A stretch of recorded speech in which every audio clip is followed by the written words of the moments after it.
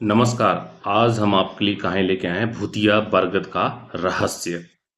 बिहार के एक छोटे से गांव में एक बहुत ही पुराना बरगद का पेड़ था।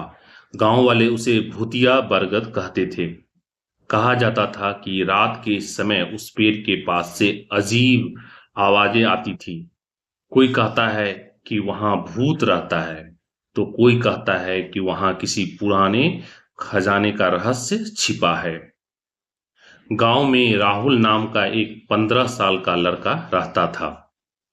वह बहुत साहसी था और भूत प्रेत की बातों पर आसानी से विश्वास नहीं करता था। एक दिन उसने अपने दोस्तों से कहा कि मैं आज रात उस बरगद के पेड़ के पास जाऊंगा और सच्चाई पता लगाऊंगा। उसके दोस्त डर गए। उन्होंने राहुल को मना किया, लेकिन राहुल नहीं माना। रात के 10 बजे राहुल एक टॉर्च लेकर बरगद के पेड़ की ओर चल पड़ा। चारों ओर सन्नाटा था। हवा धीरे धीरे बह रही थी और पेड़ की शाखाएं हिल रही थी।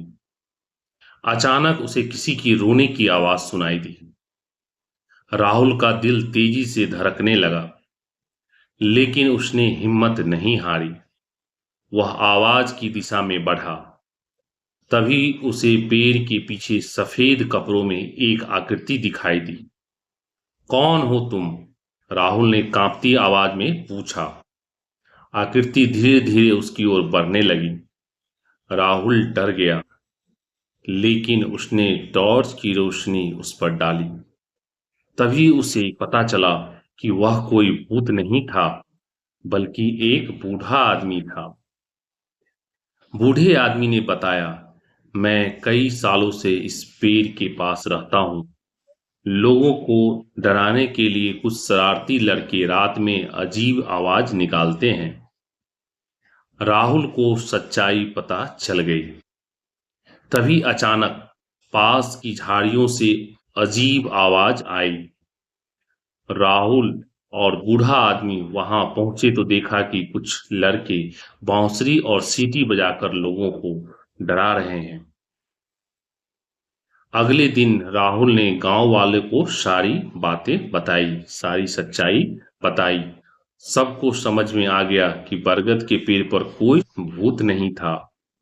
लेकिन कहानी यही खत्म नहीं हुई। कुछ दिनों बाद उसी बरगद के नीचे खुदाई करते समय एक पुराने लोहे का संदूक मिला। उसमें गांव के इतिहास से जुड़े पुराने दस्तावेज और कुछ प्राचीन सिक्के थे।